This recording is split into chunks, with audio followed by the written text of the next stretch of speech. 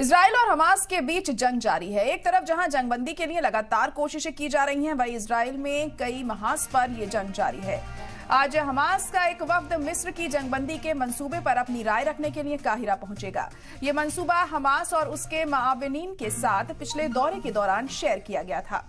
वहीं दूसरी जानिब गाजा पर इजराइल की बमबारी भी लगातार जारी है। गाजा महकमा सेहत का कहना है कि जुमेरात को पूरे इलाके में इजरायली हमलों से कम 50 अफराद जाँ बहक हो गए।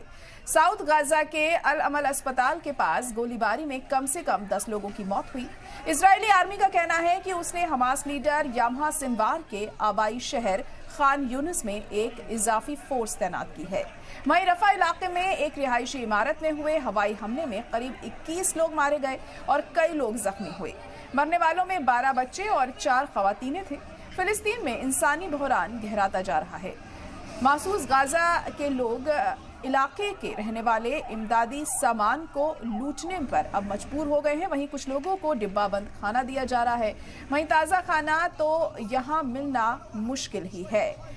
तो लगातार जो हालात हैं यहाँ पर बिगड़ते चले जा रहे हैं। इजराइल और हमास के बीच जो जंग है वो थमने का नाम नहीं ले रही है। हालांकि कोशिशें लगातार की जा रही हैं कि इस जंग पर लगाम लगाई जाए, लेकिन फिलहाल ये जंग रुकने वाली फिलहाल नहीं दिख रही है।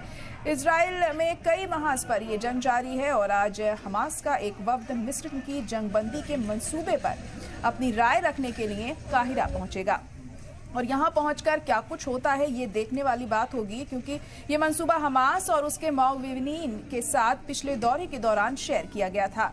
वहीं दूसरी जानिब गाजा पर इजराइल की बमबारी भी लगातार जारी है और इसके अलावा गाजा महकमा सेहत का कहना है कि जुमेरात को पूरे इलाके में इजरायली हमलों से कम 50 अफराद जाँ बहक हो गए थे।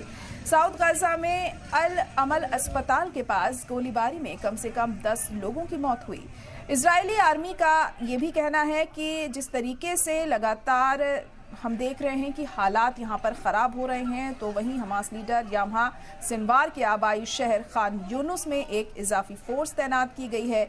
वहीं रफा इलाके में एक रिहायशी इमारत में हुए हवाई हमले में करीब 21 लोग मारे गए और कई लोग इस दौरान जख्मी भी हुए।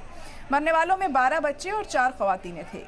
फिलिस्तीन में इंसानी बहरान लगातार गहराता जा रहा है और फिलहाल इसके थमने का नाम नहीं ले रहा। और कब तक हालात बेहतर होते हैं, कब तक यहाँ पर जो सिचुएशन है वो नॉर्मल होती है, ये देखना होगा, क्योंकि तमाम कोशिशें की जा रही हैं कि ये जो जंग है इस पर लगाम लगाई जाए। लेकिन जिस तरीके से ये जंग और भी ज़्यादा बढ़ रही है और ख़तरनाक हो रही है और जो वहाँ के जो लोग हैं, जो आवाम है, सबसे ज़्यादा असर उन पर पड़ रहा है। तो कहीं ना कहीं ये सोचना समझना होगा कि ये जंग भले ही दो देशों के बीच में यहाँ पर हम देख रहे हैं, लेकिन जो आम लोग हैं सबसे ज़्यादा इससे मुतासिर हो रहे हैं। इसमें कहीं ना कहीं इस जंग को ख़त्म करना बहुत अहम यहाँ पर हो जाता है।